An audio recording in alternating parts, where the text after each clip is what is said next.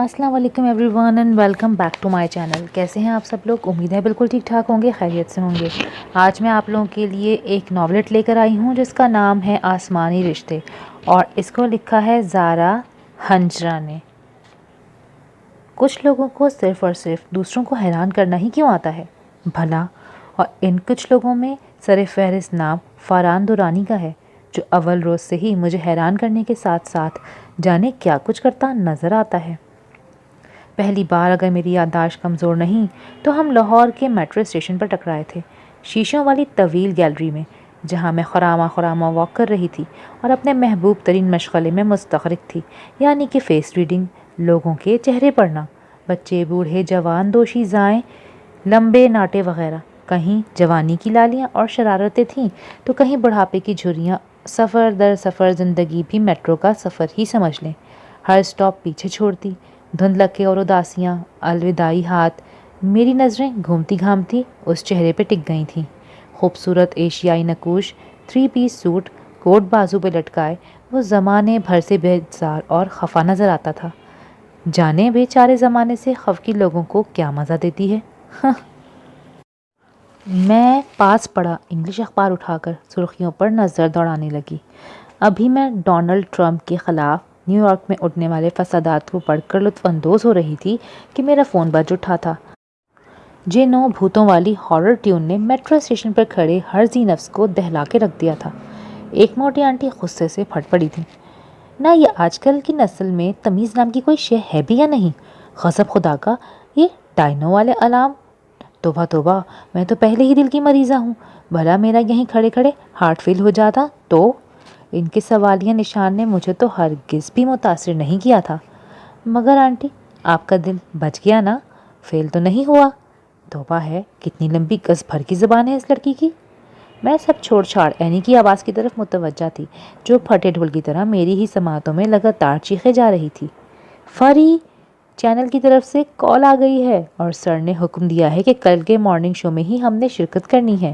مس تیز کام مجھے بدحواسیوں کے حوالے کر کے اب خود اکھڑے اکھڑے سانس لے رہی تھی. کوئی شرم ہوتی ہے، حیا ہوتی ہے؟ کل ٹی وی پر لائیو پرفارمنس دینی ہے اور تو بی بی سی بنی مجھے اب انفارم کر رہی ہے. اللہ کرے تیرا کک نہ روے یعنی. اچھا، اب زیادہ دعائیں دینے کی ضرورت نہیں، میرا دامن تنگ پڑ گیا ہے. فون رکھتی ہوں. بیسٹ آف لک. میں رسٹ واچ پر رونے دھونے والے انداز میں نظر ڈالتی سخت مغموم تھی. اتنا کم وقت رہ گیا تھا؟ اینی جیسی خبیث روحیں دوست ہوں تو یوں ہی عذاب میں مبتلا کر دیتی ہیں. لاہور کے لوگوں اور موسموں کا کوئی اعتبار نہیں ہوتا، جانے کب برس پڑیں. میٹرو اسٹیشن کے شیشوں پر ہلکی ہلکی بارش کی بوندوں کا رقص شروع ہو گیا تھا. حبس کا زور دھیرے دھیرے ٹوٹنے لگا تھا. لوگوں کے جوتوں سے ہوتی ہوئی میری نظریں تار سے لٹکتے ہوئے زرد بلب پر جا رکی تھیں. وہ بھی میرے خوابوں کی طرح اپنی عمر پوری کرنے کو تھا. خیر، گہرا سانس لے کر میں نے پاس رکھی کتاب اٹھا لی تھی. جس لمحے میں نے اس بے جان کو تھاما، اس نے میرے لمس کو مایوس نہیں کیا تھا. میں بھول گئی تھی کہ میں اسٹیشن پر بیٹھی ہوں. آہستہ آہستہ سارے منظر دھندلکوں میں ڈوبتے چلے گئے تھے. آتے جاتے رکتے لوگ، تڑ بارش برس رہی تھی. شیشوں سے جھانکتی نمی اور مختلف خوشبوؤں کا امتزاج. وقت زرد بلب کے گرد گھومنے لگا تھا اور میں ارد گرد سے قطعی طور پر بے نیاز اپنے خیالوں میں گم تھی. کیا عجب ہے کہ میٹرو کے شیشوں سے جھانکتی شریر بارش کانچ توڑتی میرے بالوں کو سہلانے آئے، اور میں دھنوں کے شہر میں جا کر اپنے سارے راز اور استعارے گم کر آؤں. کیا عجب ہو کہ میری واپسی کی ساری نشانیاں خرگوشوں کی شرارتی ٹولیاں کھیل کھیل میں بگاڑ کر رکھ دیں، اور میں گمنام شہزادی جنگل میں گم ہو جاؤں. میں نے ہمیشہ دوسروں کو پہلی نظر میں ہی جج کرنے کا دعویٰ کیا ہے، اور اس میں میں کبھی ناکام نہیں ہوا. یہ میرا ذاتی خیال تھا. کار خراب ہونے کے علاوہ موسم کے تیور بھی جب بگڑے نظر آئے تو میں نے گاڑی سائڈ پارک کرتے اور لاک کر کے باہر آتے ہوئے آفس سے واپسی کا سفر میٹرو سے کرنے کا سوچا تھا. قرطبہ چوک والے اسٹیشن پر میں نے اسے پہلی بار دیکھا تھا اور دل میں طیش کی لہر اٹھی تھی. وہ جو کوئی بھی تھی، مینرز اور اخلاقیات سے نابلد لگتی تھی. عام سے کپڑوں، پاجامے اور چکن کے لمبے کرتے کے ساتھ طویل و عریض دوپٹہ لہراتی وہ لوگوں کو اپنی خورد بین نظروں سے گھورتی عجیب سائیکو کیس نظر آتی تھی. اسٹیشن کے ہر بوڑھے بچے جوان کو اس نے اپنی قاتل اور خونخوار نظروں سے نروس کر رکھا تھا۔ ہر کوئی نروس سا اپنے کپڑوں کے نادیدہ داغ صاف کرتا خائف ہو کر بھاگ رہا تھا۔ میں نے اکتا کر شیشوں کے پار نظر آتے بادلوں کی طرف نظر جمائی تھی۔ بھاڑ میں جائے، مجھے کیا؟ جو بھی ہے محترمہ کھسکی ہوئی لگتی ہیں۔ سکون کی دیواروں میں دراڑ تب پڑی تھی جب اس کے فون کے دہشت ناک کالر ٹیون نے بچوں کو ڈر کر ماؤں سے چپکنے پر مجبور کر دیا تھا۔ کچھ لوگوں کو پہلی نظر میں ہی شوٹ کرنے کو کیوں دل چاہتا ہے؟ میں نے اسے شوٹنگ لسٹ میں رکھ لیا تھا۔ میں ہمیشہ ایک اسٹریٹ فارورڈ سا انسان رہا ہوں۔ زندگی میرے لیے کام کام اور بس کام کے فارمولے سے آگے کبھی بڑھی ہی نہیں۔ میں نے ہمیشہ ایفیشنسی دکھاتے، عجیب و غریب حرکتیں کرتے لوگوں سے، توجہ حاصل کرتے لوگوں سے نفرت ہی کی ہے۔ جب دنیا اتنی تیز دوڑ رہی ہے تو وہاں ان فضولیات کی موجودگی چہ معنی وارد۔ کوٹ پکڑے میں کافی تھکن محسوس کر رہا تھا۔ ٹائی کی نوٹ ڈھیلی کرتا میں منرل واٹر کی بوتل منہ سے لگا کر پیاس بجھا رہا تھا۔ شیشوں پر بارش کی بوندوں نے عجب خوشگوار انداز میں دستک دی تھی، اور اسی لمحے یوں لگا جیسے دھیرے سے کسی نے خوابیدہ لمحے میں گٹار کے تاروں کو چھوا تھا۔ اگر زندگی میں مجھے اپنے کام کے علاوہ کسی شے سے عشق تھا تو وہ گٹار کی دھن تھی۔ وہ آواز جانے کہاں سے ہوا کے زور پر تیرتی ہوئی خوشبوؤں کے جزیرے سے سفر کرتی میٹرو اسٹیشن کی راہداریوں میں سحر پھونکنے آ گئی تھی۔ میں پتھر کا ہو کے رہ گیا تھا۔ کھانے کی میز پر موجود ہر فرد نے سر اٹھا کر مجھے سخت ناپسندیدہ نظروں سے گھورا تھا۔ یہ گھوریاں اور تیور برداشت کرتے کرتے میں پتھر ہو چکی تھی، اور اس سب سے مجھے رتی برابر بھی فرق محسوس نہیں ہوتا تھا۔ میں نے وہ کٹھن زمانے کب کے گزار لیے تھے جب لہجے، تیوریاں اور نفرتیں مجھے گھنٹوں سیڑھیوں پر بیٹھ کر رونے پر مجبور کر دیتے تھے۔ روز روز کی حساسیت سے تنگ آ کر اور مشکلیں اتنی پڑیں کہ آسان ہو گئی کہ مصداق میں نے اپنے وجود کی عمارت کو خود ہی کھڑا کیا تھا اور ہر کسی کی پرواہ کرنا چھوڑ دی تھی۔ بھاڑ میں جاؤ سارے۔ فریحہ تم اب بچی نہیں رہی، ماں مری ہے نا، دنیا تو ختم نہیں ہو گئی۔ امی کے گزر جانے اور سوتیلی ماں کے آنے کے بعد میں نے کسی حد تک خود کو طفل تسلیاں دے دے کر بہلانا سیکھ لیا تھا۔ میرے بہن بھائی یعنی سوتیلے بہن بھائی مجھے ہر بار ذکر پہنچانے کی کوششوں میں لگے رہتے تھے۔ اور رہا ابو کا سوال، تو انہیں دنیا جہان کی خبر ذرا کم ہی ہوتی تھی۔ وہ اپنے بزنس میں مگن رہتے تھے۔ کبھی کبھی میں سوچتی ہوں کہ پیسہ، گاڑی، گھر، سٹیٹس ہی ایک اچھی اور پرسکون زندگی کی ضمانت ہوتے ہیں کیا؟ مگر نہیں، یہ سب تو ثانوی چیزیں ہیں، ان کے ہونے نہ ہونے سے کہیں بھی تو فرق نہیں پڑتا۔ مجھے بھی نہیں پڑتا تھا، مگر اسی بات کو لے کر میرے گھر میں گھمسان کا رن پڑتا تھا۔ نتاشا، امی، سارا اور جلیس ہمیشہ مجھے کھانے کی میز پر ہی پکڑتے تھے، اور اس ریپڈ فائر کو ابو ذرا غور سے ہی سنتے تھے۔ تم لوگوں کو زمانے کو کیا دکھانا چاہتی ہو کہ تمہیں اس گھر میں اچھا کھانے پینے کو نہیں ملتا؟ میں نے زمانے کو جا کر کبھی اس گھر کی شکایتیں نہیں لگائی نتاشا امی۔ ہر بار میرا لہجہ دھیما اور آواز نیچی ہوتی تھی۔ تمہاری زبان کیوں اتنی چلنے لگی ہے فریحہ؟ آپ بات کیوں بڑھا رہی ہیں؟ میرے پہننے اوڑھنے سے کسی کو مسئلہ ہے تو میں یہ مسئلہ ختم نہیں کر سکتی۔ میں جو پسند کروں گی، اچھا لگے گا وہی پہنوں گی، میں نے ڈنکے کی چوٹ پر کہہ دیا تھا۔ سارا نے اسٹرابری سلش کا گلاس زور سے میز پر پٹکا تھا۔ میری سہیلیاں 100 باتیں کرتی ہیں، تم ماسیوں والے کپڑے پہن کر سامنے آتی ہی کیوں ہو؟ میرے دل کے اندر کہیں سے درد اور دھواں ساتھ ساتھ اٹھا تھا۔ تمہیں ابھی تک دوست بنانے نہیں آئے سارا، وہ ابھی بھی لوگوں کو ان کے پہناوے سے جج کرتے ہیں۔ مجھے تمہارے فرینڈ سرکل پر افسوس ہے۔ سارا کو چیخنا اور چلانا، فساد کرنا اچھی طرح آتا تھا۔ دیکھیں ابو، فریحہ میرے فرینڈس کے بارے میں کس طرح باتیں کر رہی ہے۔ تمہیں اپنے دوستوں کی کتنی فکر ہے سارا، یہ موسمی پرندے تمہیں کسی دن ضرور نقصان پہنچائیں گے۔ ٹیشو باکس سے ٹیشو کھینچتی میں سکون سے باہر آ گئی تھی۔ کبھی کبھی ہم باہر کی دنیا کو کتنے پرسکون اور مطمئن نظر آتے ہیں، مگر اپنی ذات کے اندر اٹھتے مد و جزر سے صرف انسان خود واقف ہوتا ہے۔ کتنے ہی بے نشان المیے ہیں نا یہ۔ گریجویشن کے بعد میں نے کوکنگ کی کلاسز میں داخلہ لے کر ایک بار پھر گھر بھر میں بھونچال کھڑا کر دیا تھا۔ اب اس گھر میں یہ باورچیوں والے کام بھی ہوں گے؟ کس کی اجازت سے کر رہی ہو تم یہ؟ نتاشا امی، کھانا پکانا ایک آرٹ ہے، اور مجھے لگتا ہے کہ میں ایک اچھی شیف بن سکتی ہوں۔ اس خاندان کی عزت کو بٹا نہ لگاؤ تو تمہارے لیے بہتر ہی ہوگا۔ اگر ایسے ہی کام رہے تو کوئی بہانے تک نہیں آئے گا، اور مجھ میں تو اتنی سکت نہیں بھائی کہ ساری عمر تمہارا بوجھ ڈھوتی رہوں، سمجھی؟ زندگی نے کسی بھی مقام پر میری حمایت نہیں کی تھی، ابو نے اس شام مجھے سامنے بٹھا کر پوچھا تھا، تم کھانا پکانا سیکھ رہی ہو؟ میں نے سر اٹھا کر انہیں دیکھا تھا۔ جی ابو۔ مگر کیوں؟ کیوں والے سارے سوالات میرے حصے میں ہی کیوں چلے آتے تھے؟ مجھے اچھا لگتا ہے، شوق ہے میرا۔ اخبار پرے رکھتے وہ تعصب سے سر کو ہلانے لگے تھے۔ فریا، تمہارے شوق ایسے کیوں ہیں جو کبھی تمہیں فائدہ نہیں دیں گے؟ سارا اور جلیس کو دیکھو، وہ سائنس پڑھ رہے ہیں اور تم نے آرٹس لے کر اپنا فیوچر تباہ کر لیا۔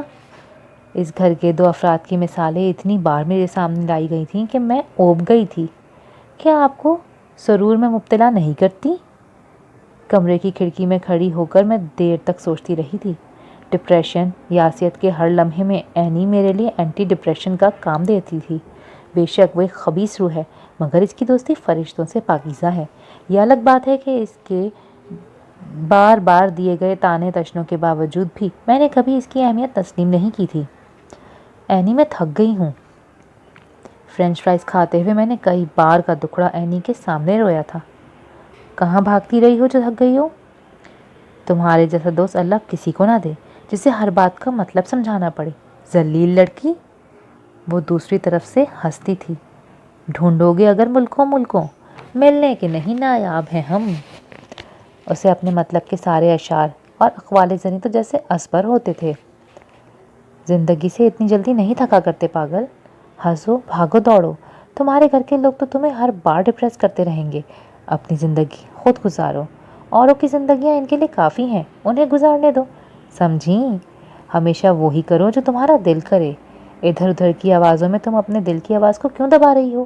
تم لکھنا چاہتی ہو، لکھو۔ شاعری تم پر مہربان ہو رہی ہے تو تم بھی اپنائیت دکھاؤ۔ آرٹ محبت اور ریاضت سے ملتا ہے۔ اگر یہی چلن اختیار کرو گی تو ٹھیک، ورنہ ذات کی گمشدگی کے لیے بھول بھلائیاں بہت ہیں۔ ڈینیل کارنیگی کی جانشین مجھے یاسیت کے دائرے سے بڑی خاموشی اور سکون سے کھینچ لاتی تھی۔ دوستوں سے زندگی میں کتنا سکون ہوتا ہے نا، اداسی اور دکھ چوس لیتے ہیں۔ میں نے پھر بھی زندگی کی دوڑ میں خود کو گھسیٹ لیا تھا۔ مجھے شاعری سے عشق تھا، برانڈڈ کپڑوں سے میری جان جاتی تھی۔ اب بھی میں اینی کے ساتھ مل کر انارکلی کے بازار چھانتی تھی۔ زندگی میں کتنا حسن تھا، چھولے بٹورے کھاتے، لیمن سوڈا پیتے ہوئے میرا دل سارے اسٹیٹس بھول جاتا تھا۔ یہ تفریقات مجھے نہیں آتی تھیں۔ جو بھی تھا، جس طرح بھی تھا، میں نے اپنے آپ کو خوش رکھنا سیکھ لیا تھا۔ میری زندگی تب تک آدم بیزار ہی گزر رہی تھی جب تک جمشید عرف جامی نے میری زندگی میں قدم نہیں رکھا تھا۔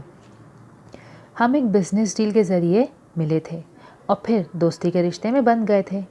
جامی انتہائی سوشلسٹ، زندہ دل اور تفریح پسند بندہ تھا، اور وہ مجھے بھی اپنے انہی کارناموں میں ہر ممکن گھسیٹنے میں سرگرداں نظر آتا تھا۔ یار تم کیوں بوڑھی ٹو بن کے رہ گئے ہو؟ زندگی اچھی طرح گزارو۔ کام کے علاوہ اپنے آپ کی بھی انسان کو اشد ضرورت ہوتی ہے۔ میری زندگی کا ہر رشتہ اپنی اپنی جگہ سیٹ تھا، خوش اور مگن بھی۔ کبھی کبھی میں حیران ہو کر سوچتا تھا کہ دن رات محنت کر کے میں نے بزنس کھڑا کیا، بہنوں کی شادیاں کی، بھائیوں کو کاروبار کر کے دیا، مگر انہوں نے تو جیسے مجھے یکسر ہی فراموش کر کے رکھ دیا تھا۔ اب چند ملازموں کے ساتھ اکیلے گھر میں تن تنہا رہنا کاٹ کھانے کو دوڑتا تھا، اور اگر ایسے میں جامی جیسے مخلص دوست کی ہمراہی میسر آ جائے تو زندگی کے ہنگاموں سے فائدہ نہ اٹھانا کفران نعمت کے سوا کچھ بھی نہیں۔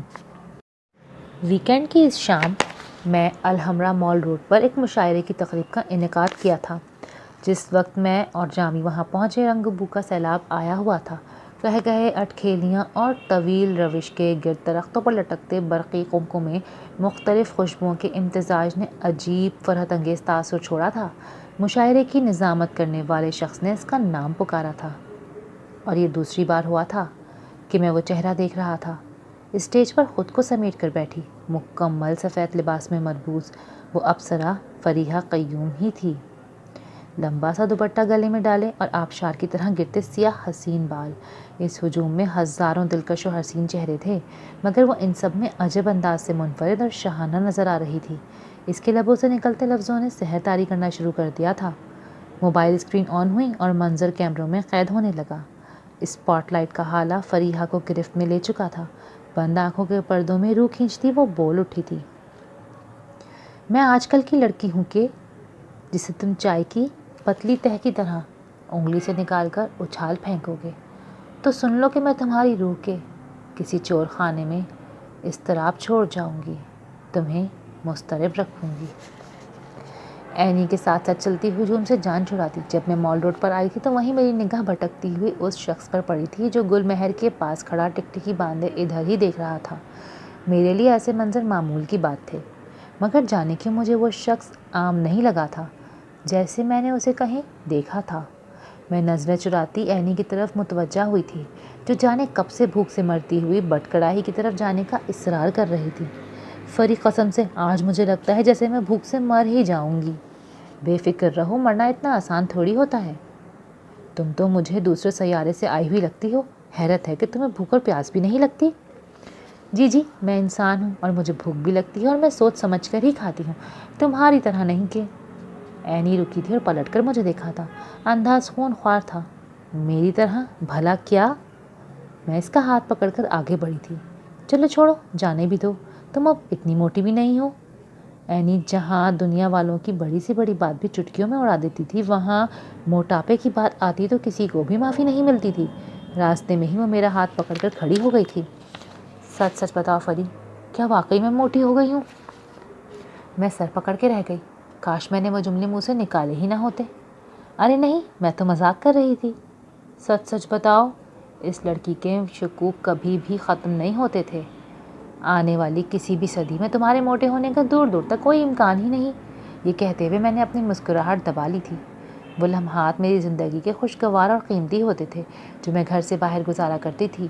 گھروں کو گھٹن زدہ اور وحشت سے بھرپور ہرگز نہیں ہونا چاہیے۔ گھروں کو تو آرام دہ اور سکون کا گہوارہ ہونا چاہیے۔ میری روح سکون کی شیدائی تھی، چاہے حالات جیسے بھی تھے یا جو بھی صورتحال تھی۔ میں اب بھی ابو، نتاشا امی، سارا اور جلیس کی فکر میں مبتلا رہتی تھی۔ نتاشا امی ماڈرنزم کی طرف پڑھ رہی تھیں اور اسی طرح دن بدن ان کے سوشل سرکل میں بھی اضافہ ہوتا جا رہا تھا۔ وہ نہیں جانتی تھیں کہ اس سب میں وہ کیا کیا نظر انداز کر رہی ہیں۔ گھر، شوہر اور بچے۔ جب عورت ان تینوں سے غفلت برتے تو طوفان آتے دیر نہیں لگتی۔ طوفان بہت ہی دھیرج اور خاموشی سے آیا تھا۔ اس رات کی فجر سیاہ تھی۔ چند دنوں کی کشمکش کے بعد سارا نے گھر چھوڑ دیا تھا۔ نتاشا امی کو میں نے پھر حواسوں میں نہیں دیکھا تھا۔ ابو نڈھال ہو کے رہ گئے تھے۔ جلیس نے باہر جانا چھوڑ دیا اور اس گھر کا ہر ایک فرد ایک دوسرے کو الزام دینے میں مگن نظر آ رہا تھا۔ نتاشا امی پیلز لینے لگی تھیں اور جہاں میں انہیں نظر آتی تھی وہ مجھ پر جھپٹ پڑتی تھیں۔ تمہاری وجہ سے ہوا ہے یہ سب۔ میں اپنے سینے پر انگلی رکھ کے حیران ہو کر ان کو دیکھتی تھی۔ میری وجہ سے؟ ہاں، تم ایک ٹائرن ہو جو اس گھر کی خوشیاں نہیں دیکھ سکتی۔ میرے اندر سے کہیں کوئی ابال سا اٹھا تھا اور آہستہ آہستہ دھک میں ڈل گیا تھا۔ زندگی میں کبھی بھی کسی بھی موڑ پر آپ یہ ہرگز مت سوچیے گا کہ اس گھر کی بربادی کی وجہ میں بنوں گی۔ تمہاری نظر لگی ہے میرے گھر کو؟ میں نے گھوم کر چاروں طرف دیکھا تھا۔ میری نظر نہیں لگی، یہ آپ کی تربیت کی ناکامی ہے جو مجھے نظر آنا شروع ہو گئی ہے۔ انتہا کی سوشل اور دبنگ لیڈی نتاشا امی کو پھر میں نے عجیب خوف میں مبتلا پایا تھا۔ وہ پھر جیسے ایک حقیقت سے شاید آگاہ ہو گئی تھیں کہ ان کی ذات کا رنگ کب کا اتر چکا ہے، اب وہ کبھی بھی اپنے رنگ میں واپس نہیں آئیں گی۔ اب تو ہر خبر، ہر بات ان کی اولاد کے گرد گھومے گی۔ شاید یہ وجہ ان کی شکست پر پختگی کا بھی باعث تھی۔ ابو نے کسی سے بھی بات کرنا بند کر دیا تھا۔ گھر میں شور تب اٹھا تھا جب جلیس نے گیند سے ایک قیمتی گلدان توڑ دیا تھا۔ کانچ کے ٹکڑے ادھر ادھر بکھر گئے تھے اور میں نے سیڑھیوں کے پاس نتاشا امی کو وہ ٹکڑے چنتے دیکھا تھا۔ میں بھاگ کر ان کے قریب آئی۔ مت کریں پلیز، لگ جائے گا۔ بے شک وہ سوتیلا رشتہ ہی صحیح، مگر پھر بھی میں ان سب سے بہت محبت کرتی تھی۔ مجھے لگتا ہے قدرت نے نفرت کا عنصر مجھ میں رکھا ہی نہیں تھا۔ میں واقعی میں نتاشا امی سے بھی نفرت نہیں کرتی تھی۔ رشتوں کو چھوٹ دینا میں نے بڑی مدت بعد سیکھا تھا، مگر سیکھ لیا تھا۔ ہاتھوں کے وہ ناخن ٹوٹ چکے تھے جو ہمیشہ کیوٹکس سے آراستہ ہوتے تھے۔ بالوں کی جڑوں کی سفیدی نظر آنا شروع ہو گئی تھی۔ مسئلہ ہوا لباس۔ میں دھیرے سے انہیں میز تک لے آئی تھی اور بمشکل انہیں چائے پینے پر آمادہ کیا تھا۔ چائے کے دو بھاپ اڑاتے کپ ہماری آنکھوں کے سامنے ٹھنڈے ہو رہے تھے۔ تم نہیں سمجھو گی فریہ، تم کہاں سمجھ سکتی ہو بھلا؟ کانچ کے ٹکڑوں سے لگی چوٹ مندمل ہو جاتی ہے، کھرنڈ بن جاتے ہیں، مگر اولاد کے ہاتھوں دی گئی چوٹ کے زخم مندمل نہیں ہوتے۔ وہ ساری زندگی رستے رہتے ہیں۔ چائے کب کی ٹھنڈی ہو گئی تھی، لاؤنج وہیں سناٹا تھا۔ وہ پھوٹ پھوٹ کر رو رہی تھیں اور میں انہیں چپ کروا رہی تھی۔ مجھے بھی تو زندگی میں صرف رونا ہی آتا تھا اور ہمیشہ اینی ہی مجھے چپ کروایا کرتی تھی۔ رونا مشکل نہیں ہوتا، آنسوؤں کے کھارے پانیوں کے آگے بند باندھنا مشکل ہوا کرتا ہے۔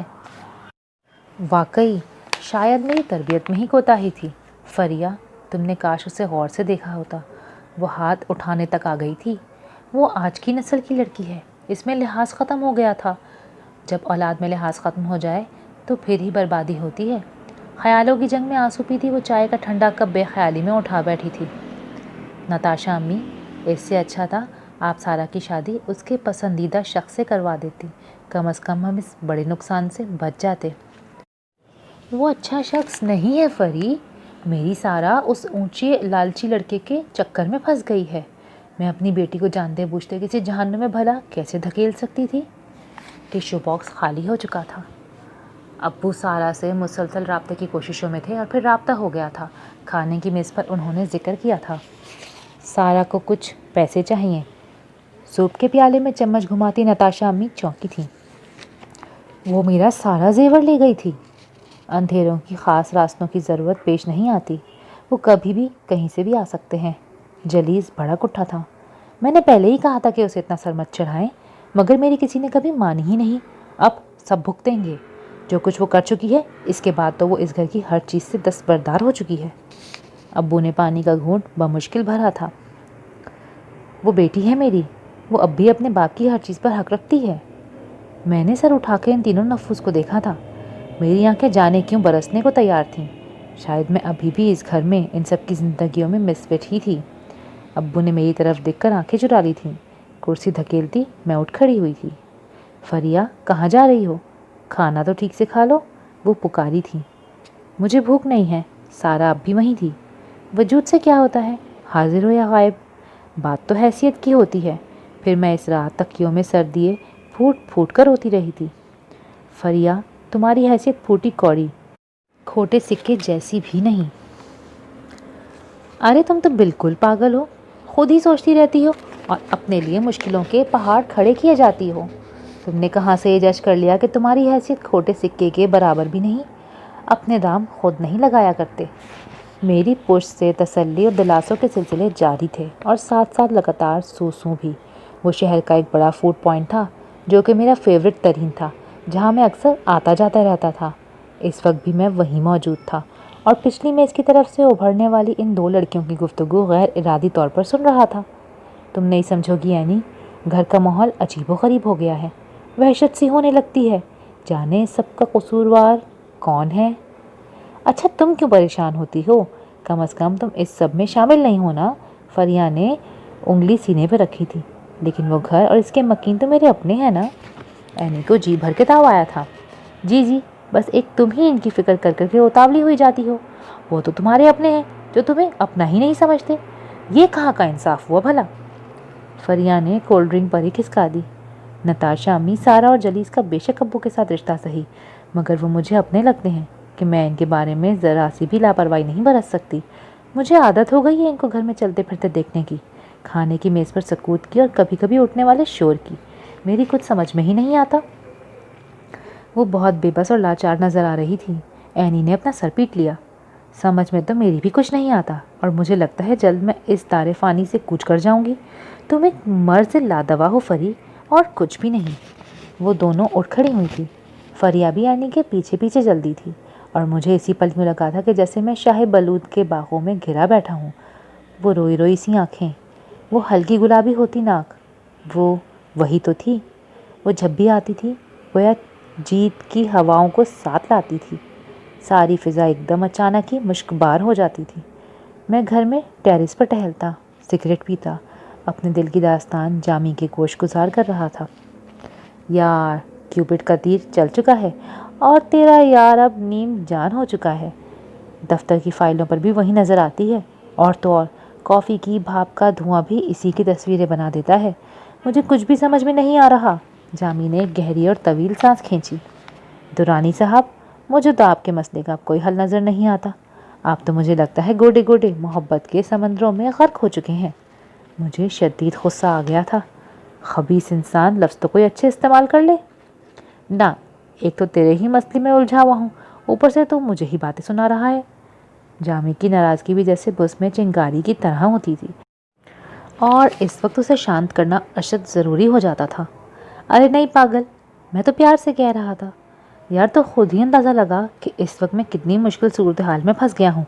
ایک تو ہی تو ہے کہ جس سے میں مدد مانگ سکتا ہوں۔ بس اب جیسے بھی کر کے جو بھی کرو، حل نکالو۔ میں ادھر سگریٹ کے دھواں اڑاتا اپنے مسائل میں غرق تھا، اور ادھر اس بدتمیز کی شرارت عروج پہ تھی۔ دل کر رہا تھا انڈور پلانٹ کا بھاری بھرکم گملہ اسے ہی دے ماروں۔ یار ڈاڈی عشق آتش لائی ہے۔ سارا کو گھر واپس آئے ہوئے 4 روز ہونے کو آئے تھے، مگر وہ سارے گھر میں ایسے چلتی پھرتی ہوئی دکھائی دیتی تھی جیسے کچھ ہوا ہی نہ ہو۔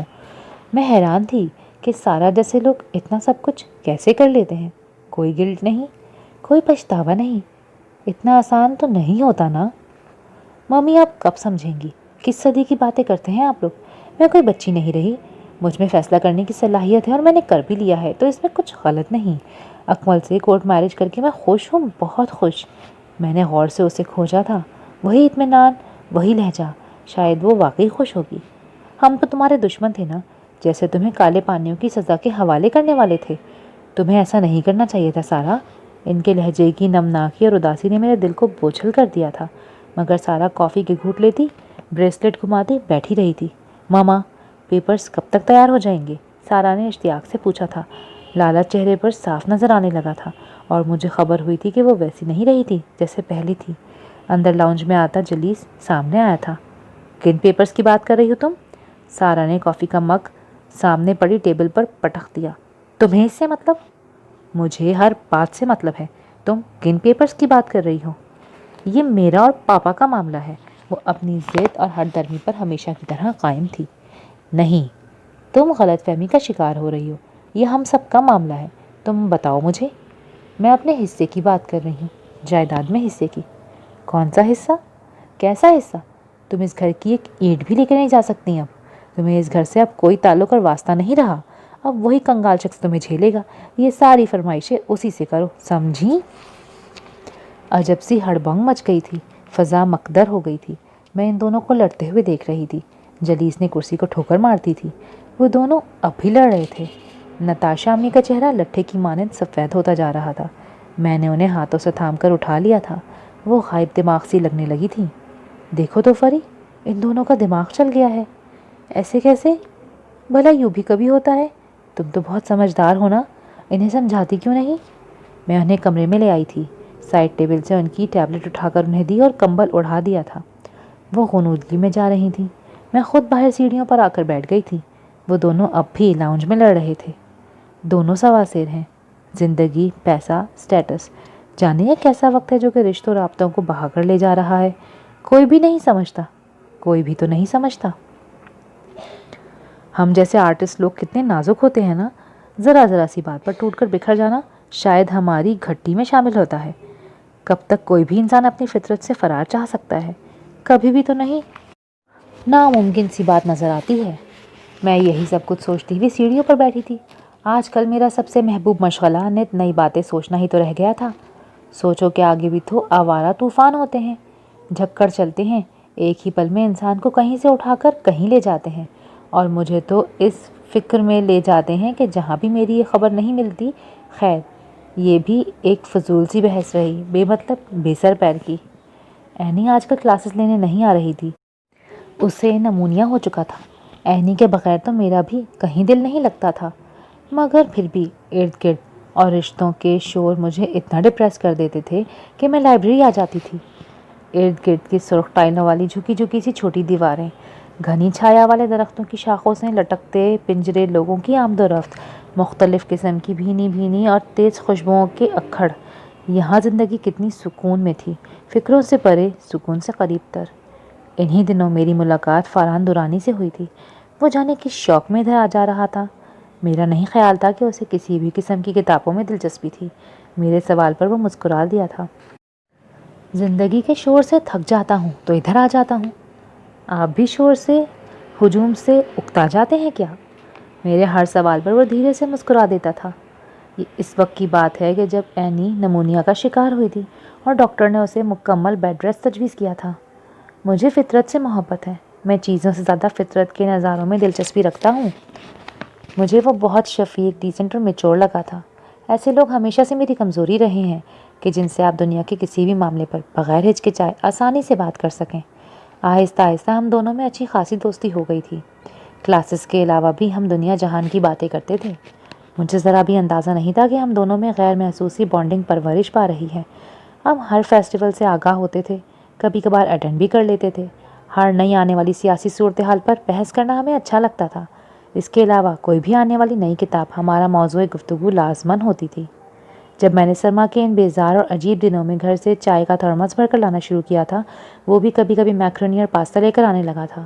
یوں ہی سیڑھیوں پر بیٹھے بیٹھے ایک دن اس نے مجھے بتایا کہ وہ کوکنگ کا شوقین ہے اور یہ ساری چیزیں خود بنایا کرتا ہے۔ اس چیز نے مجھے بہت حیران کیا تھا۔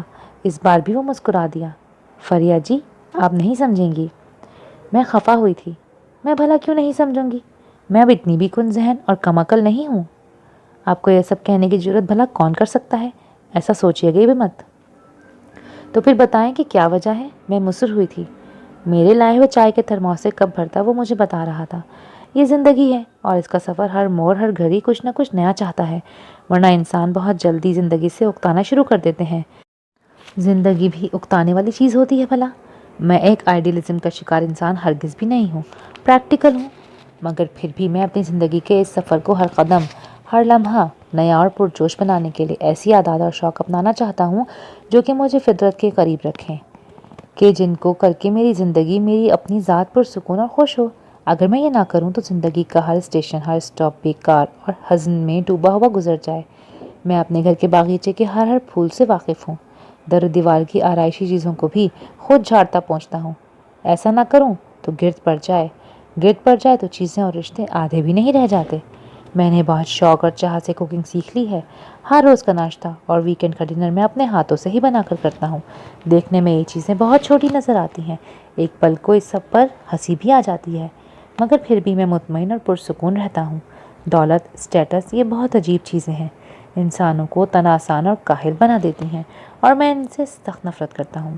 میری دنیا میں میرے علاوہ ایسا دوسرا کوئی نہیں، اسی وجہ سے میں پرسکون رہنے کی ہر ممکن کوشش کرتا ہوں۔ وہ ہمیشہ سے ہی ایسی خوبصورت اور پرمعنی باتیں کیا کرتا تھا اور میں اسے بولنے پر اکساتی، سنے جاتی۔ کچھ لوگوں سے مل کر کتنی مثبت شعائیں ملتی ہیں نا، کہ انسان کو اپنی زندگی کے سارے غم دکھڑے ہر گزرتے دن کے ساتھ ہلکے نظر آنے لگتے ہیں۔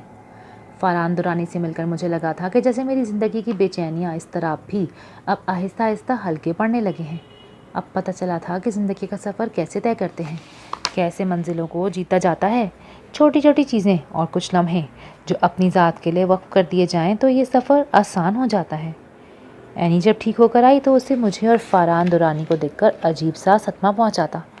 فری، تم نے میرے ساتھ دھوکہ کیا ہے، کم از کم مجھے تم سے ہرگز یہ امید نہیں تھی۔ کچھ دنوں بعد لوگوں کی نظروں نے ہم تینوں کی محفلوں کو لائبریری کی سیڑھیوں پر لگتے دیکھا تھا۔ اب بھی سوچتا ہوں تو ہنس دیتا ہوں کہ زندگی میں پہلی بار میری کوئی پیش گوئی سچ ثابت ہوئی تھی۔ فریہ کی ذات کے باہر جتنا شور اور کھلنڈراپن نظر آتا تھا ویسا اصل میں ہرگز بھی نہیں تھا۔ وہ ٹھہرے پانیوں کی شفاف ندی تھی۔ کتنے چھوٹے چھوٹے مسئلے تھے اس لڑکی میں، وہ خود بھی تو کتنی چھوٹی سی تھی، گڑیا سی۔ موسم میں سرما کی ٹھنڈی بارشوں میں اسے میری کتنی فکر لگی رہتی تھی کہ اس ٹھنڈ میں مجھے بخار یا نزلہ زکام نہ ہو جائے، اور اپنے ساتھ لایا ہوا چائے کا سارا تھرموس مجھے پلانے پر مصر نظر آتی تھی۔ وقفے وقفے سے کپ بھر کر مجھے پلانے پر مصر نظر آتی تھی۔ اینی خوب ہنستی تھی۔ فری، تم کیوں اس معصوم شخص کی جان لینے پر تلی ہوئی ہو؟ چائے سے تھوڑی نہ کوئی مرتا ہے۔ اللہ پوچھے تم سے، اس کے جسم میں خون کی جگہ اب چائے ہی دوڑے گی۔ وہ ایسی باتوں کو چٹکیوں میں اڑا دیتی تھی۔ بہرحال آنے والے دنوں میں اتنا ہوا تھا کہ مینیو بدل گیا تھا اور اب ایک تھیلی میں کاجو بادام آنے لگے تھے۔ زندگی کی وہی روٹین تھی۔ جامی بھی ناراض ہوا نظر آتا تھا۔ بدل گیا ہے تو، بے وفا نکلا ہے تو۔ میں بس ہنس دیتا تھا۔ مجھ میں اور فریہ میں ایک مشترک قدر یہ تھی کہ ہم دونوں رشتوں کے ہاتھوں خوشی خوشی ایکسپلائٹ ہو رہے تھے۔ یہ آسان نہیں ہوتا، ہمارے لیے بھی نہیں تھا۔ ذات کے کتھارسس کے لیے ہم دونوں نے ایک دوسرے کا کندھا تلاش کر لیا تھا۔ وہ رشتوں کو لے کر ہمیشہ ہی حساس رہی تھی۔ میں کبھی کبھی سوچتی تھی کہ چیزوں اور رشتوں کے رخ اکثر اوندھے ہوتے ہیں، الٹے ہوتے ہیں۔ لگتا تھا کہ ابو، نتاشا، امی، سارا اور جلیس مجھ سے ذرا بھی پیار نہیں کرتے، توجہ نہیں دیتے۔ میں تو ایک خود رو جھاڑی کی طرح دن بدن بس خود بخود پرورش پا رہی تھی۔ اب سوچتی ہوں تو ہنستی ہوں کہ مجھے نہیں بلکہ انہیں میری ضرورت ہے۔ ہم دونوں نے ایک دوسرے سے کچھ نہ کچھ سیکھا تھا، مگر اب پازیٹیو رہنا میں نے فریحہ سے ہی سیکھا تھا۔ کون آج کل کے دور میں زندگی کا ہر مسئلہ، ہر تعلق کو بار بار فیور دے سکتا ہے، لیٹ اٹ گو کہہ سکتا ہے؟ شاید کوئی بھی تو نہیں، مگر وہ کہہ دیتی تھی۔ پتہ ہے دورانی، ابو نے سارا کو اس کا حصہ دے دیا ہے اور مسکراتے ہوئے دیا ہے۔ ابو بہت بدل گئے ہیں۔ جلیس بگڑ رہا تھا، طیش میں آ رہا تھا، مگر ابو نے اسے سمجھایا ہے۔ کبھی کبھی جب گھر کا ایک فرد یا سربراہ بدلتا ہے تو سارے گھر میں کتنا عجیب سا سکون اور لذت آ جاتی ہے۔ پھر سمجھ میں آتا ہے ذرے کیسے پہاڑ بن جاتے ہیں۔ نتاشا امی نے میرے ساتھ مل کر کچن سنبھال لیا ہے۔ سلاد کاٹتے کاٹتے، نئے موسم کے لباس پر بات کرتے کرتے آہستہ آہستہ ہم دونوں قریب آ چکے ہیں۔ پرائم ٹائم ڈرامہ ہم دونوں مل کر ٹی وی لاؤنج میں قہوے کے ساتھ انجوائے کرتے ہیں۔ کبھی کبھار جلیس کا موڈ بہتر ہو تو وہ بھی پاپ کارن بنا کر ساتھ والے صوفے پر بیٹھ جاتا ہے۔ مجھے یقین نہیں آتا کہ اچانک بیٹھے بیٹھے کس طرح سب کچھ بدل جاتا ہے۔ انسانوں کے دل بدل جاتے ہیں، رشتوں میں برکت پڑ جاتی ہے۔ برکت کے آنے کے راستے نظر نہیں آتے، مگر برکت کے جانے کے راستے ہمیشہ نظر آ رہے ہوتے ہیں۔ چھوٹی سرخ ٹائلوں والی دیواروں سے نارنجی شعائیں بھی اس کے چہرے پر پڑ رہی تھیں۔ کچھ لوگ کتنے سیدھے اور سچے ہوتے ہیں نا، کیا خبر یہی کلیہ ان کی زندگی کے معاملات کو سیدھا رکھنے میں کام آتا ہو۔ ان دنوں وہ بہت خوش نظر آ رہی تھی کہ جیسے سب کچھ ٹھیک ہو گیا ہو۔ دن اور رات ساتھ ساتھ چلتے ہیں، یہی زندگی کا راز ہے۔ اور ایک دن میں نے اسے بہت پریشان اور سسکیاں بھرتے ہوئے دیکھا تھا۔ سارا واپس آ گئی ہے دورانی، اور جس برکت کا میں ذکر کرتی تھی لگتا ہے خواب ہو جائے گی۔ سارا کو طلاق ہو گئی ہے۔ اس کے افعال اور چہرے سے کسی قسم کے بھی گلٹ کا احساس نہیں ہو رہا۔ مجھے کچھ بھی سمجھ نہیں آ رہا۔ اب ابو مجھے گرین ٹی کے لیے آوازیں نہیں لگاتے، میں گھنٹوں ان کی آوازوں کی انتظار کرتی رہتی ہوں، کوئی بھی صدا نہیں آتی۔ نتاشا امی نے کچن میں قدم رکھنا چھوڑ دیا ہے۔ میں اب کس سے نئے ڈرامے کی ڈسکشن اور نئے موسم کے ملبوسات پر گفتگو کروں؟ ٹی وی لاؤنج میں جیسے پاپ کارن کا پیالہ لے کر بیٹھتی ہوں ویسے ہی لے کر بیٹھتی ہوں۔ شاید اب جلیس نے بھی پاپ کارن کھانا چھوڑ دیے ہیں تو میں کیا سمجھوں کہ رشتوں نے موسموں کی طرح بدلنا شروع کر دیا ہے۔ یہ میری زندگی میں کون سا 5واں موسم در آیا ہے کہ میں جس کی چاہ کر بھی عادی نہیں ہو پا رہی۔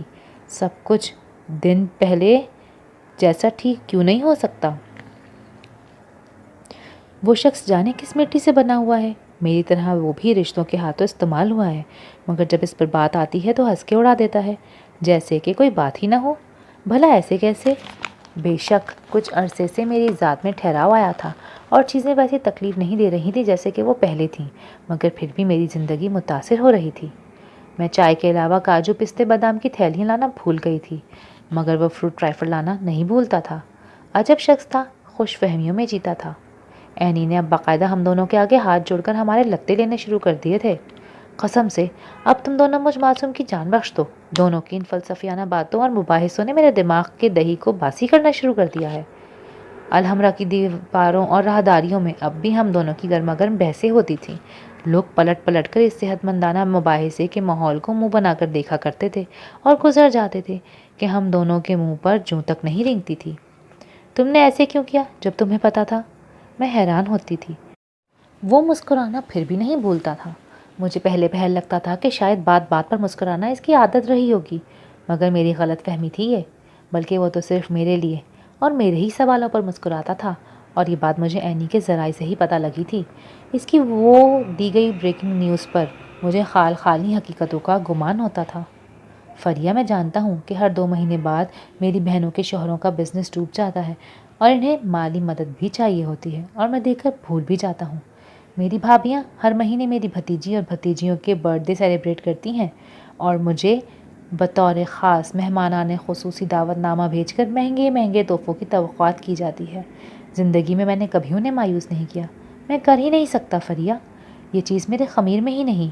وہ نہیں جانتے وہ کیا کر رہے ہیں، مگر میں اس سب سے واقف ہوں جو وہ کر رہے ہیں۔ یہی ہنر ہوتا ہے زندگی میں رشتوں کو بچانے اور سلامت رکھنے کا۔ اسپیس دی جاتی ہے، فیور دے دی جاتی ہے، یہی میں کرتا آ رہا ہوں ہمیشہ سے۔ میں حیران رہ گئی تھی، بھلا یہ کیسا نظریہ تھا، کیسی آئیڈیالوجی تھی رشتوں کو ساتھ لے کر چلنے کی؟ میرے رشتوں نے تو کبھی بھی کہیں بھی مجھے اسپیس نہیں دی تھی۔ وہ جاتے سرما کے بادلوں بھرے دن تھے اور زندگی خط مستقیم پر سب پارٹ سی گزر رہی تھی۔ اس شام مجھے گھر چھوڑنے فرحان آیا تھا اور باہر سے ہی واپس چلا گیا۔ وہ شام مجھ پر بہت بھاری رہی تھی۔ جلیس نے ایک طوفان کھڑا کر دیا تھا۔ کون تھا یہ شخص؟ کتنے دنوں سے تم اس شخص سے مل رہی ہو؟ کیوں اس گھر کی عزت کا جنازہ نکالنے پر تلی ہوئی ہو؟ وہ لفظ، وہ لہجہ کہیں میرے اندر کو گھائل کرنا شروع کر چکا تھا۔ میں بمشکل کلاس ڈور تھامے سسکیوں پر قابو پائے کھڑی تھی۔ کردار کی بات تھی، ہواؤں نے میرے سارے لفظ کھا لیے تھے۔ میں گمسم سی لاؤنج میں کھڑی تھی، فائل سے سر اٹھا کر مسلسل میری طرف دیکھتے ابو، فیشن میگزین کے صفحے الٹتی سارا، گلدانوں کے پھول بدلتی نتاشا امی۔ ساری نظریں مجھ پر تھیں، میری آنکھیں ٹپٹپا رہی تھیں۔ لاؤنج میں تھپڑ کی آواز گونجی تھی اور ساتھ ہی نتاشا امی کی زوردار آواز۔ جلیس گالوں پہ ہاتھ رکھ کے کھڑا تھا۔ وہ بیٹی ہے میری اور مجھے اس پر پورا اعتماد ہے، سمجھے؟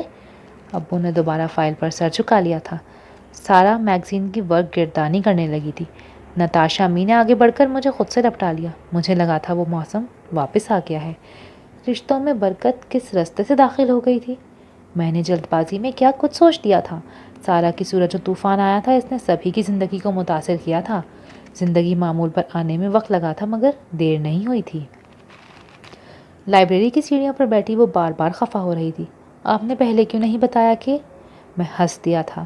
پہلے کہہ دیتا کہ تم سے محبت کرتا ہوں تو تم میری جان ہی لے لیتی۔ آج میں اس کی پسند کے کوفتے کباب لے کر آیا تھا اور وہ سیڑھیوں پر بیٹھی مزے سے کھاتی ہوئی شادی کے ملبوسات ڈسکس کر رہی ہے۔ میں محبت پاش نظروں سے سنہری شام سی لڑکی کو ٹکٹکی باندھے دیکھتا ہوں۔ میں اناری سرخ لہنگا پہنوں گی اور آپ 3 پیس سوٹ۔ وہ ہماری شادی سے ہفتہ بھر پہلے کی پلاننگ ہے۔